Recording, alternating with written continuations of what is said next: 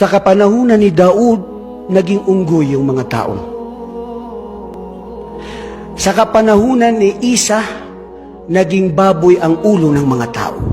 Nasaan yan, Ustad? Saan yung matatagpuan? Sa Quran. Ikinuwento ng ating tagapaglikha. Hindi kwentong barbero. Ano bang sinabi ng Allah subhanahu wa ta'ala sa Suratul A'raf 163? A'udhu billahi minasyaitanir rajim. Was'aluhum anil qaryati allati kanat hadiratal bahr. Idh ya'duna fi sabt.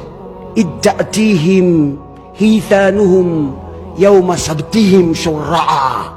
Wa yawma la yasbituna la ta'tihim. Kadhalika nabluhum bima kanu yafsukun.